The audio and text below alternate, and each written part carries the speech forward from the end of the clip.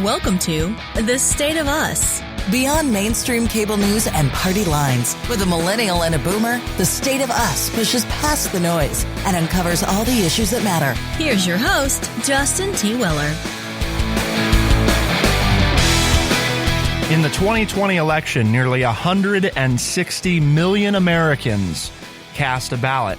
That's by far the most in history, and a level turnout not seen in over a century. That's right, a turnout of 66.7%, easily surpassing the turnout in 2008 for President Barack Obama and the turnout for John F. Kennedy's election, highest turnout percentage in over a century. This, generally regarded as good news, has resulted, however, in the election of President Joe Biden, or President-elect, rather, Joe Biden. And today we get to look at, where does the President-elect stand on the key issues? Because you're at home and you're thinking, okay, you know, the changing of the guard, here it comes, right? What is Joe Biden actually going to do? What can we say that with some degree of certainty we know he's going to attempt to do? Well, today we're going to break down 10 key issues that we anticipate Joe Biden taking on and look at where are we on those. Are we happy with what he's opted to take on? Do we like the way that he's taking them on? All of that and more today. But of course, we couldn't begin this conversation on the policy of the future president without TrueChat senior historian and an educator of more than 30 years. Here is your friendly redneck liberal, Lance Jackson. Well, and as you hinted at there, these are the items that he wants to see some changes in. As president, and I'm going to just harp on this very quickly, that is, the president cannot really do a whole lot. It's supposed to be Congress. And I know we've spent 4 years listening to a president say, I have the power to do all of this. And hopefully we'll get back to where we are working hand in hand, as the Constitution states, between, as it states in Article 1 and Article 2 of the Constitution. And we'll see the Congress and the president working hand in hand for some of these changes. And it won't be more of the dictatorial way of, well, it's my way or the highway attitude. But what you're exactly right. We're going to disseminate today this information about President-elect Biden, and that is our word of the day, disseminate, disseminate, meaning to spread or disperse something, especially information, and to do it widely. So we are going to try to disseminate this information for you so you know what to expect, and you can start getting a hold of your Congress people and letting them know where you fall on each one of these 10 issues. So let's get into it, Lance. Today's article's from the Wall Street Journal. If folks want to follow along, they can do so at thestateofus.org. Thestateofus.org. We've got the article linked there for your reference. First up, the pandemic. Obviously, the thing I think at the forefront of all Americans' minds, regardless of where you come down on how we've handled it and what you think the path forward is, the pandemic is something that is nearly unavoidable for all of us, at least to some degree. And Mr. Biden is proposing that the federal government play a more active and centralized role in responding to the crisis. He would urge all Americans to wear a mask and work with state leaders on mask mandates. The most substantive thing here, Lance, because I think, and this is important to understand, to your point, most of what the president, quote unquote, can do here is set the tone, but there is only so far that takes us, right? I mean, we've seen the same thing with President Trump. Even if you're going back and forth on it, at the end of the day, a lot of that authority actually rests with the states and the governors in particular. The substantive thing that he primarily plans to do is restore funding to the World Health Organization. So one of Trump's items was pulling back funding from the WHO, and Mr. Biden's planning to restore that.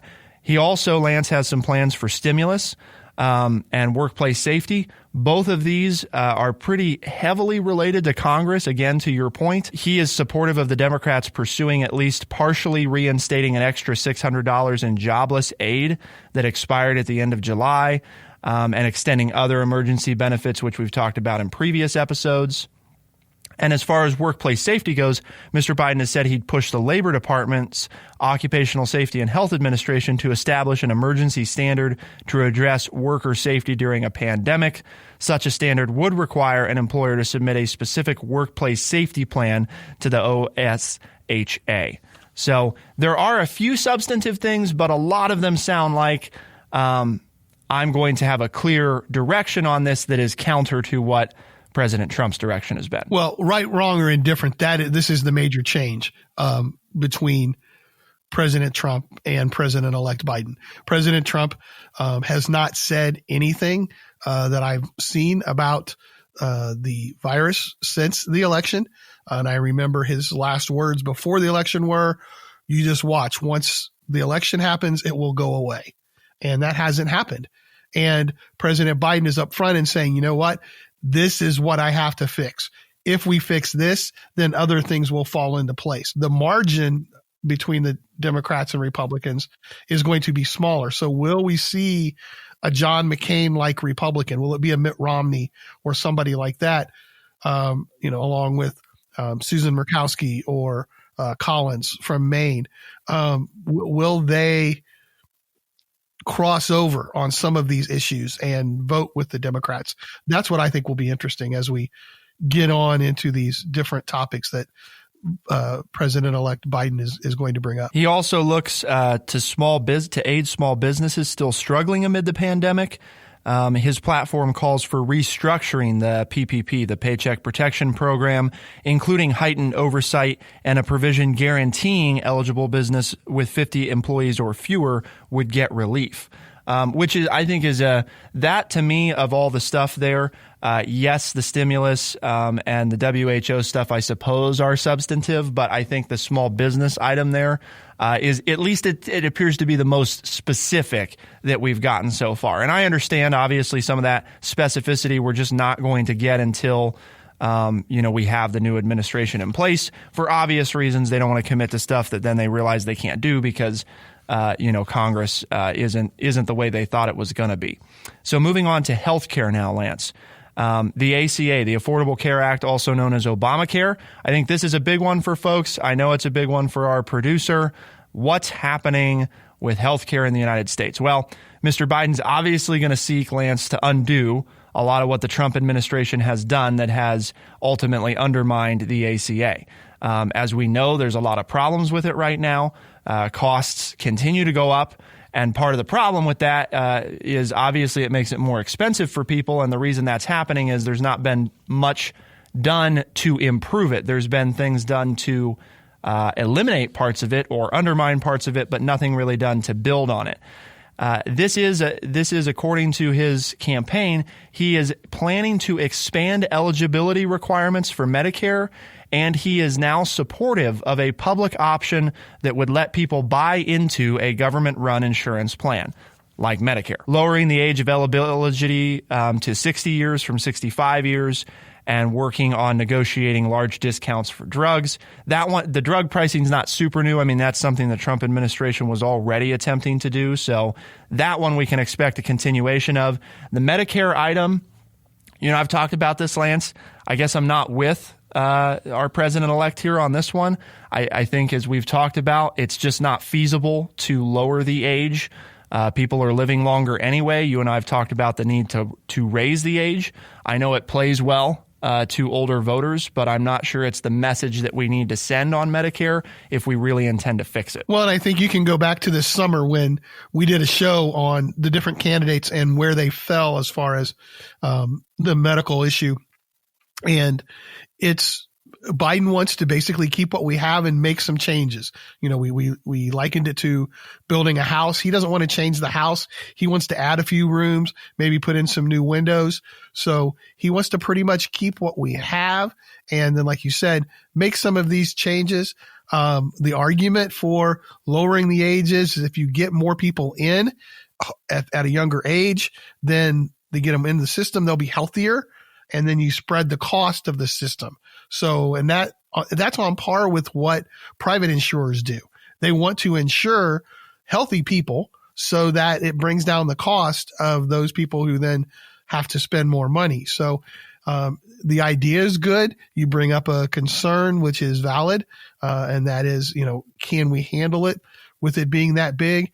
And then, of course, a lot of this will depend on what happens in Congress. The bolder initiatives will have some trouble. The Affordable Care Act is is here to stay for the next 4 years, and hopefully they can improve it. It may not seem like a big deal to go from 65 to 60, but the thinking in my mind would be if we fix healthcare as a whole, then we don't have to worry so much about that age. If you're providing that public option that people can buy into if they want to, but still have private insurance if that's what they want, which is what you and I have talked about seems to be the best path forward, then it would seem that it should be a moot point, or at least it shouldn't be a sticking point of we need to lower the age for Medicare buy-in. Immigration.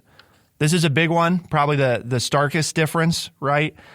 We have some other areas where I think we're going to see some interesting stuff, but immigration was one of those staples of Trump's original campaign in 2016. And generally speaking, Mr. Biden's promise to undo nearly all of the changes the Trump administration has made to U.S. immigration policy. Everything from taking steps within Mr. Biden's power to ease legal immigration to the U.S., reversing Mr. Trump's attempt to restrict most legal pathways. This includes refugees and asylum. Mr. Biden's committed to taking in 125,000 refugees a year. He also is going to hire more immigration judges to process the backlog of more than 1.1 million cases and provide immigrants with lawyers in immigration court. All rather expensive. Not saying that we shouldn't do it. Just mentioning here that we don't get much on how we intend to pay for this. Immigration detention and deportation as well. Mr. Biden has promised a 100-day deportation moratorium and has said he would focus only on deporting immigrants with criminal convictions in their home country or in the U.S. Mr. Biden is advocating a strategy for addressing the root causes that prompt migrants to leave their countries.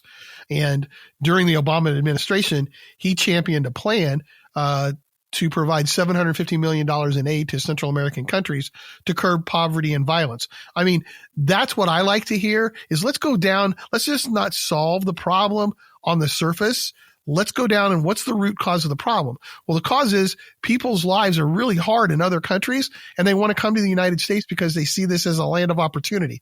And that's a great thing. I think we should be proud of that people want to come here.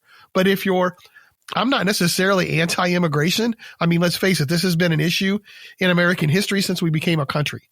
We never had enough land. We never had enough jobs. We never had, I don't know, folks, you look around, we've continued to grow and done pretty well as a nation in the long term. But if it is a problem for you, I think this is where you want to go. Let's go to the root cause of the problem. Let's not try to fix it from the top down, but let's help people in other countries so that it takes care of their problems and they don't want to leave. I mean, I don't know about you. I would have to be struggling very, very much to a degree that I can't imagine to want to leave the United States. So for them to make that decision to leave, things have to be awful bad. So I like this little piece there where President-elect Biden said, I would like to address the root cause of the problem so that we can take care of people. And then there's not this need to look for other places to live. Where does the president-elect stand on criminal justice, on tax policy, on student debt, and the climate? Well, we've got a lot still to talk about. Keep it here on The State of Us, and we'll be right back.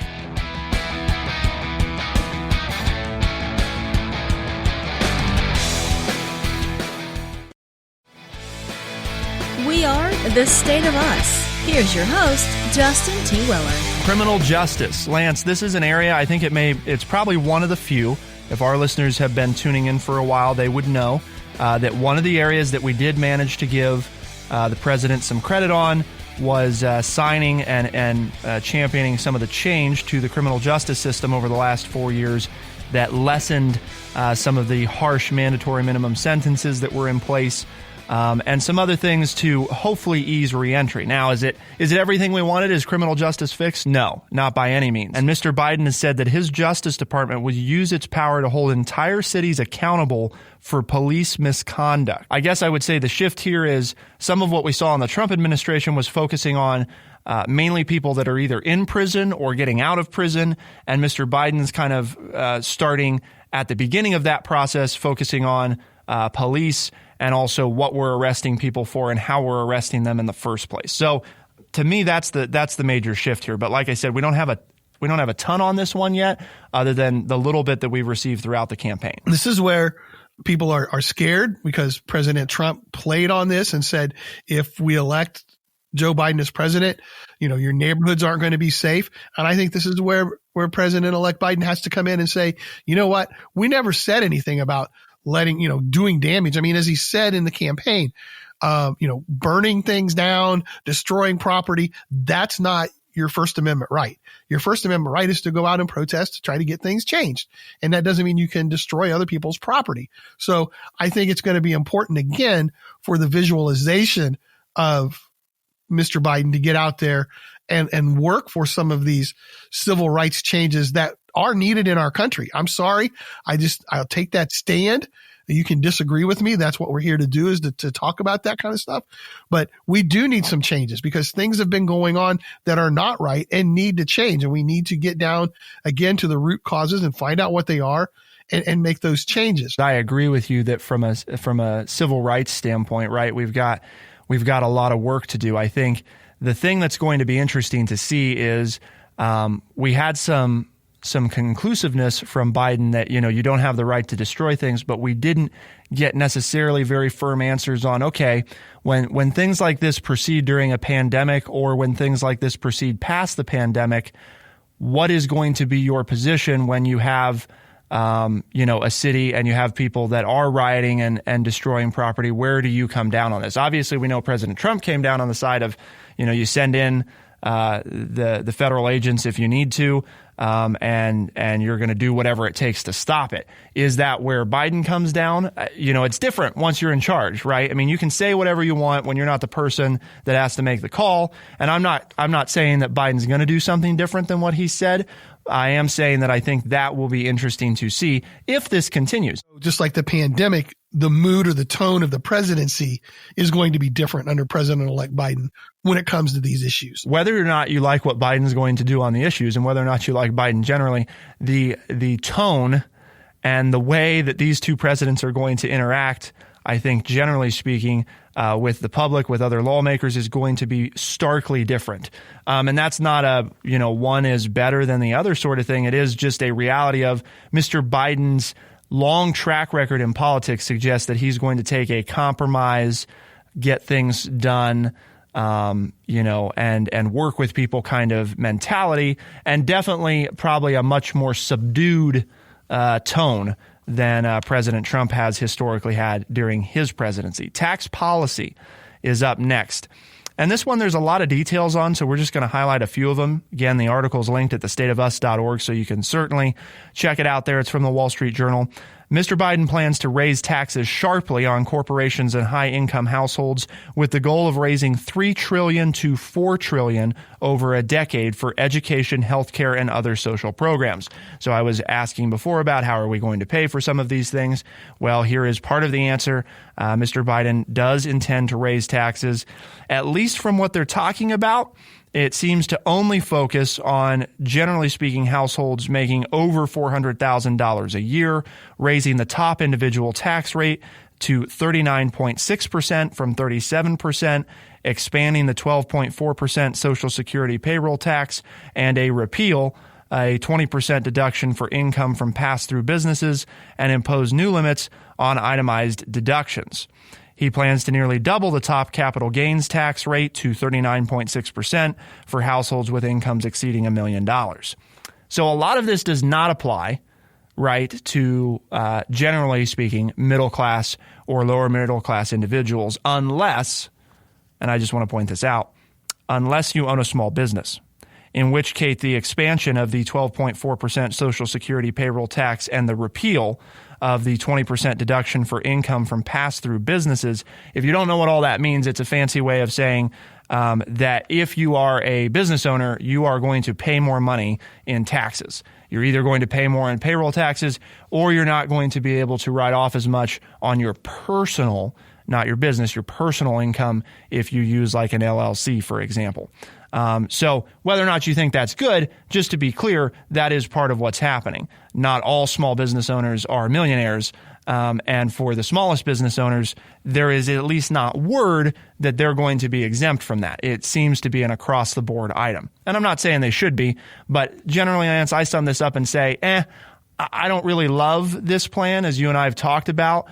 It doesn't do any good to raise money on the top 1% if you're not changing the deduction structure, because, you can say we're going to tax people at 40% all you want, but if they only end up paying 8%, then who cares that we said we were taxing them at 40%? There are other things he mentions in here as the corporate tax rate to 28%, and that he also wants to back tax incentives to encourage domestic manufacturing.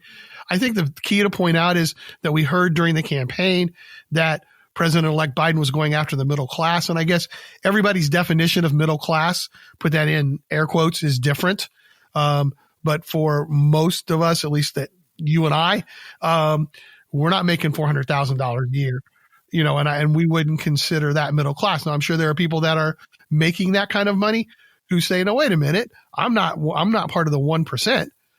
Definitely if you're making more than $400,000, if you're making $500,000-something, that's a lot more money than most people are making, but you're not part of the 1%. And they're going to say, well, they are coming after me. I am the middle class. I'm not the 1%. But again, I know that you and I have talked about this many times, and we kind of disagree with some of the different points. But what we do agree on is there is definitely a way to make this simpler. And again, you can go back to the archives, and we talked about this before.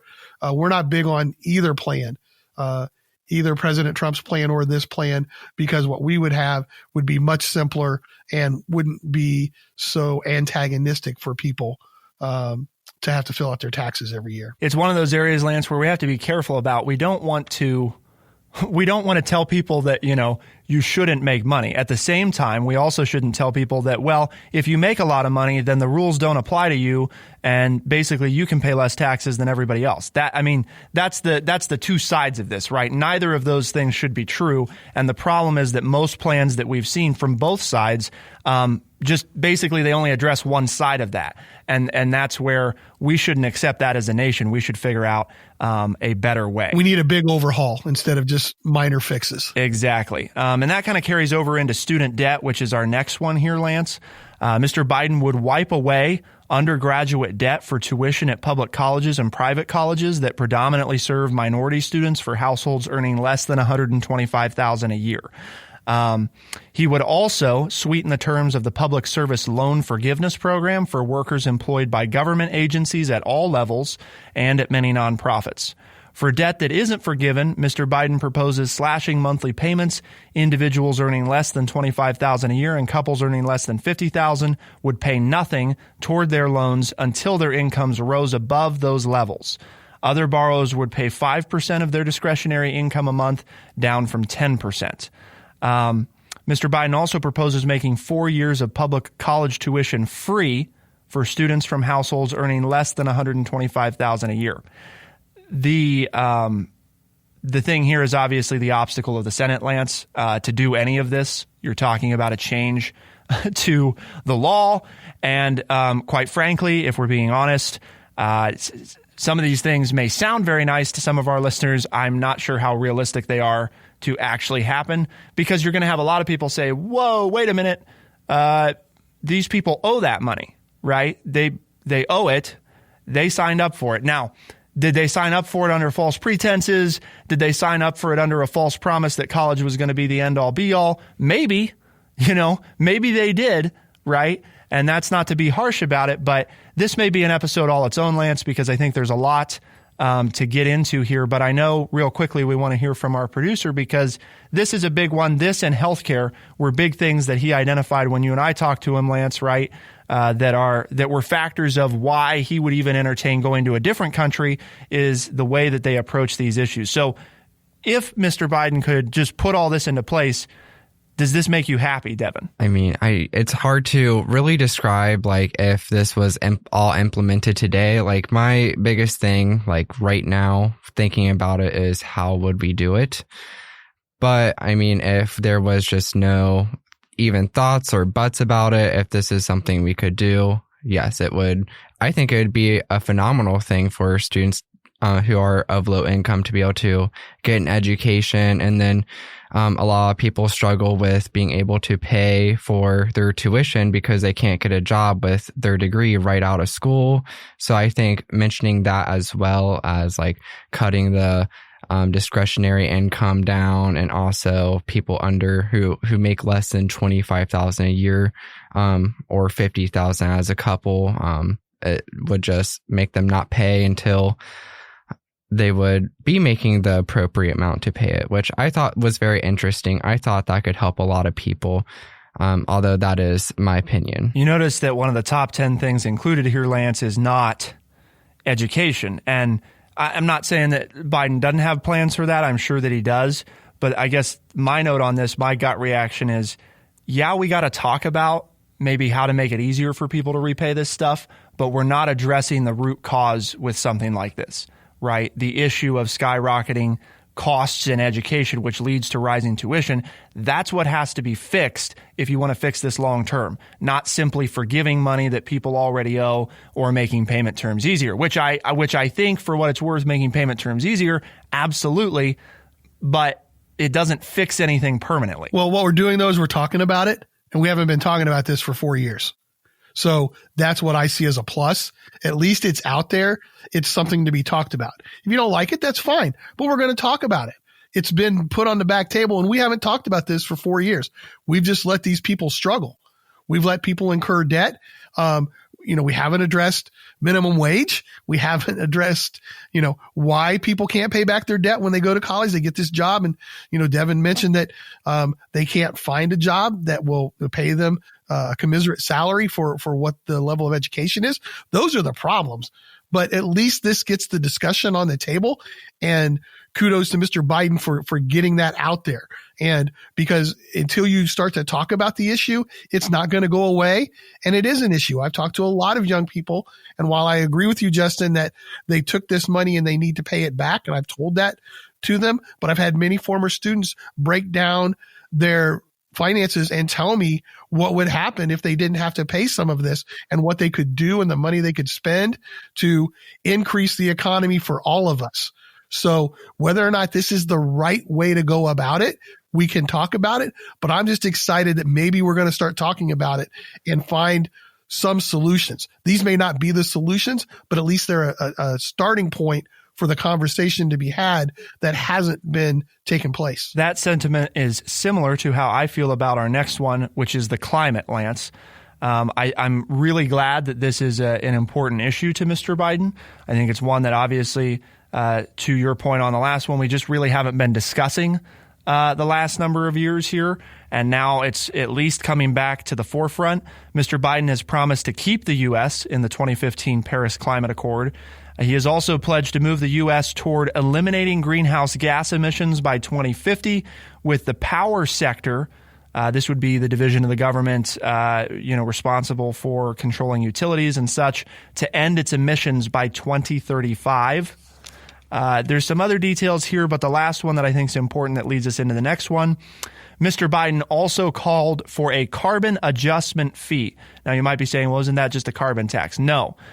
He's not necessarily talking about taxing our use of carbon, Americans, but he is talking about essentially placing tariffs on countries, on imports from countries that are not doing their part to meet the climate needs of the planet. The United States is going to use its bully pulpit a little bit here to say, you're welcome to sell to our people, but if you're not doing your part for the climate, you're going to have to pay more. This is it. This is probably the big one that needs to be talked about more, as you and I both have discussed individually and on this show at certain times. This is the underlying conditions that are going to affect the country in the next 50 years. And I'm just going to say that, and I'll be gone by the time it starts to affect the younger generation. But if you are part of my generation and you're not doing something about this, we are not leaving the planet in better shape. We are not leaving things good for the previous generation.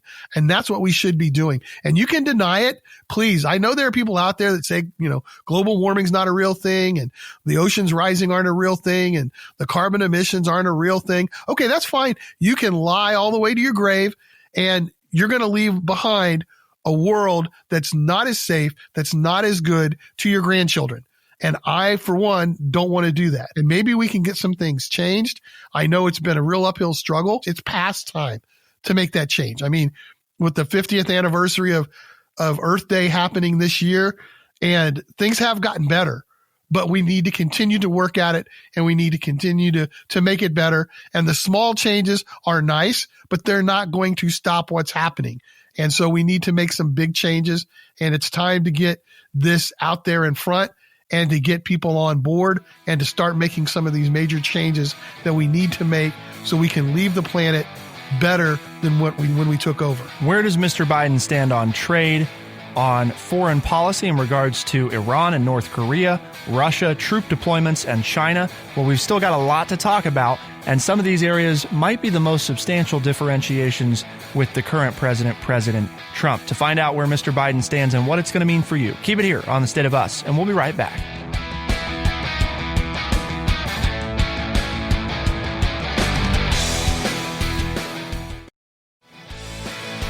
We are The State of Us. Here's your host, Justin T. Weller.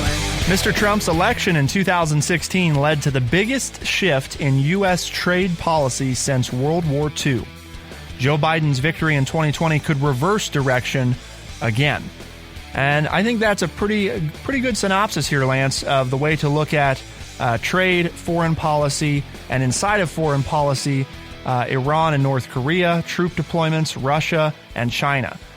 There's a lot of different specificity here on some of these things, but generally speaking, I would say what we can anticipate is a return to, air quote, normalcy of U.S. Foreign policy and behavior, both in regards to militarily and on trade. Going back to being more of a quote unquote world player, probably maintaining some of the rhetoric against China, but also possibly having some room to move there. China is probably the one area, though, of everything that Mr. Biden is the most likely to stick close to what the Trump administration has done. Yes, some potential minor variations, but I think the hard line on China is probably the one that has to continue, as you and I have talked about. I don't think that's an area where we can give a lot of ground, because unfortunately there's just if we give it, we know they'll take it, and that's probably not good for us or the world. So the other ones, there's some differences. China's the one that's probably going to stay relatively similar, though. I think the biggest thing is China, and as the article states, Mr. Biden's advisors have said that they share the Trump administration's assessment of China as an authoritarian rival intent on disrupting the American-led global order. So I think that we're going to see things with China stay the same. I think the broader scope is that instead of pulling away from all of these other issues, as you know, President Trump being a pretty much publicly a hardcore nationalist, saying that's not our problem. We're going to bring things home. We're going to do this. We're going to worry about us. The big change is that President Biden is going to say, no, we need to be out front. We need to be the leader. We need to get a coalition of people. We need to get our allies on board and approach these regions as a force, with the United States being the leader instead of the United States sitting back and letting everybody else deal with the problem. I see that as the big change, the big difference. It's going to be interesting to see how it plays out. I've grown up in a time where it's more, I'm used to what President-elect Biden is saying, and that is the United States needs to be the leader in these areas. We need to form coalitions. We need to get our allies on board, and we need to get them to support us, but we need to take the lead. It's been interesting to watch, and not always has it been ineffective, with President Trump saying, you know what, we're going to put this in the hands of other people. It's not our problem. It's been interesting to watch that take place, and I will be the first to say things didn't fall apart as much as I thought they would. But again, time will tell.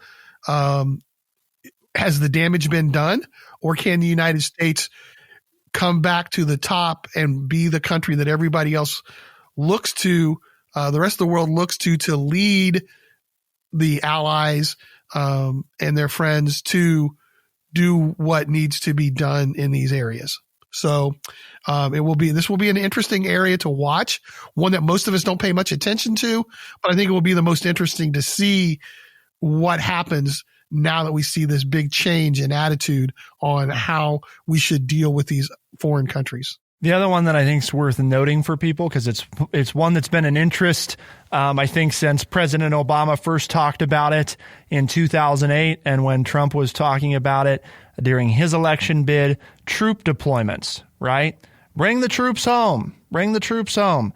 Mr. Biden said he would bring most U.S. troops home from Afghanistan and the Middle East. And all I can say, Lance, is we'll see, because that's what the last two have also said.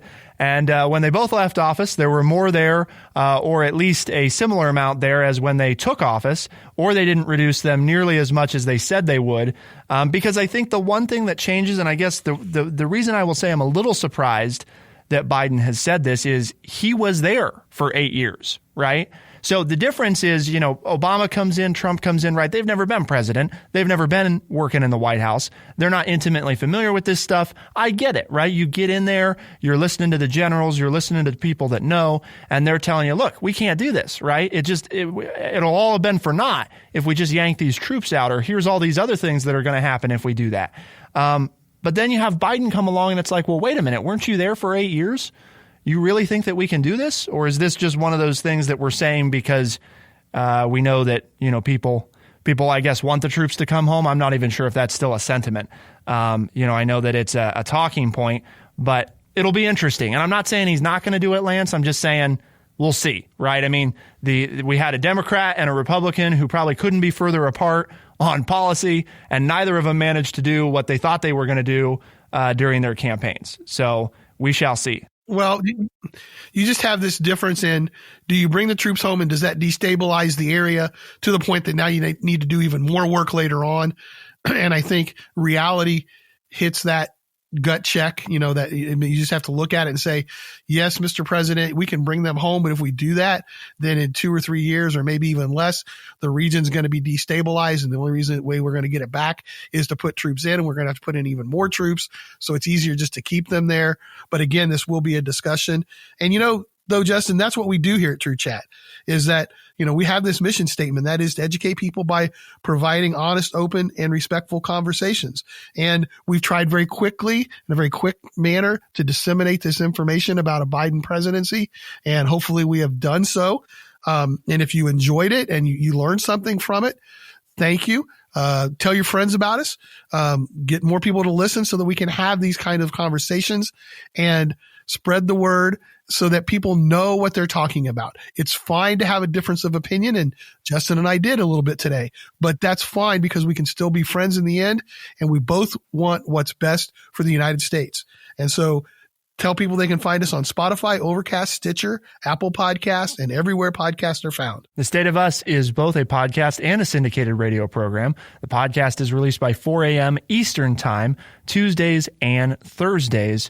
So be sure to check it out on all the ways that Lance mentioned. You can tune in. We're also a syndicated radio program heard on the weekends throughout the country in select talk markets. So be sure to check your local station, see if they carry the State of Us. If they don't, call them up. Tell them they should. For the State of Us on True Chat in Urbana, Ohio, I'm Justin T. Weller. I'm Lance Jackson. Thank you to our recording producer, Devin McCain, editing producer, Bradley Butch, and thank you all, our audience, for tuning in. We'll see you next time. Be the change.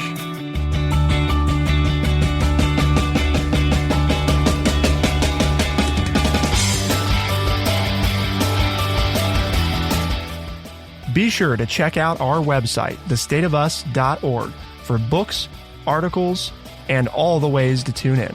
thestateofus.org.